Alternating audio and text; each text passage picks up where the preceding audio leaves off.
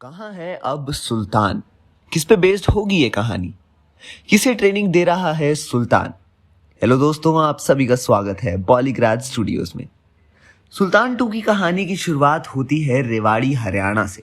फिलहाल सुल्तान अली खान और आरफा अपनी बेटी के साथ रह रहे हैं।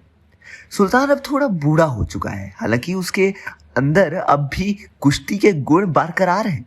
अपने घर के बाहर बैठा सुल्तान किसी सोच में डूबा था कि तभी उसकी 11 साल की बेटी सुल्ताना आती है और अपने पिता को अखबार न्यूज़पेपर दिखाते हुए कहती है, ये देखो बाबू, आपके बारे में आर्टिकल छपा है। सुल्तान का मन अपनी बेटी को देख के खुश होता है।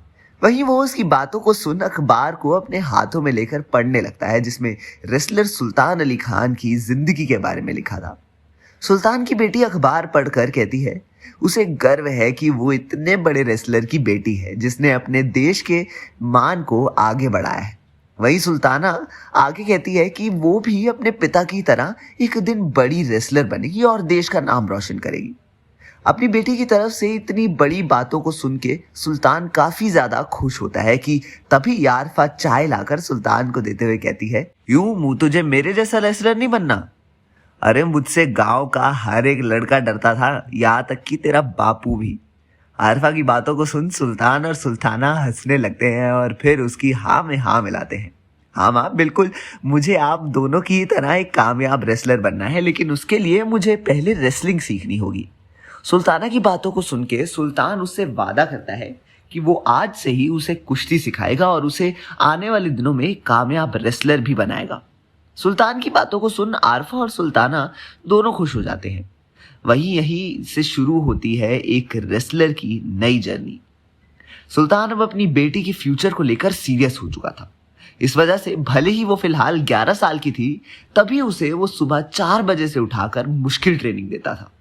हर दिन हजारों बार सुल्ताना जमीन पे गिरती थी, और गिरे भी क्यों ना, खैर वो एक बच्ची ही तो थी। सुल्तान धीरे धीरे सुल्ताना के शरीर को मजबूत बनाने पे ध्यान देने लगा और फिर उसकी कुश्ती के हर दाव पेच को सिखाने लगा। सुल्तान हर दिन 4 घंटे की कड़ी प्रैक्टिस सुल्ताना से करवाता था और गलती करने पे उसे कोच की तरह डांटता भी था। आरफा के समझाने पे भी उसे एक बच्ची को इतनी कड़ी ट्रेनिंग नहीं देनी चाहिए। पे वो उसकी बातों को काटते हुए कहता कि सुल्ताना ने ये जिंदगी खुद ही चुनी है, और अगर उसने सच में देश का नाम रोशन करना है तो उसे अपनी तरफ से काफी ज्यादा प्रयास करना ही होगा, चाहे जो हो जाए। सुल्तान की डेडिकेशन को देख के आरफा चुप हो जाती है। हालांकि हर दिन सुल्ताना का शरीर पे दंगल खेलने से लगी चोट को देख वो कहीं ना कहीं घबरा भी जाती है। वही सुल्तान को अब अपनी बेटी को प्रैक्टिस कराते हुए करीब 5 साल हो चुके थे। सुल्ताना अब 16 साल की हो चुकी थी और कुश्ती की हर ट्रिक में भी माहिर हो गई थी। उसने इतने सालों में अपने गांव और दूसरे शहर जाकर कई रेसलिंग टूर्नामेंट्स में भी हिस्सा लिया, जिसमें सुल्ताना ने काफी मेडल्स भी जीते थे। हालांकि सुल्ताना का मेन गोल था कॉमनवेल्थ गेम्स में अपने देश के नाम एक गोल्ड जीतना, जो अगले साल ही होने वाली थी।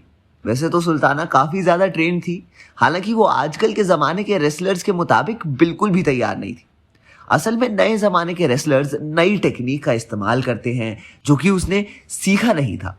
उसके पिता सुल्तान अली खान अपने जमाने के दांव पेच जानते थे, और अब वो भी 55 साल के ऊपर की उम्र होने की वजह से सुल्ताना को रेसलिंग सिखाने में असमर्थ थे।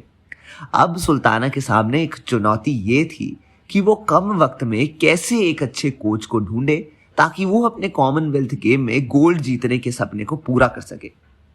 तो अब देखना यही होगा कि क्या सुल्ताना को एक अच्छा कोच मिल पाएगा या फिर बढ़ेगी सुल्ताना की चुनौतियां। जानने के लिए देखते रहिए हमारा चैनल बॉलीग्राज स्टूडियोज।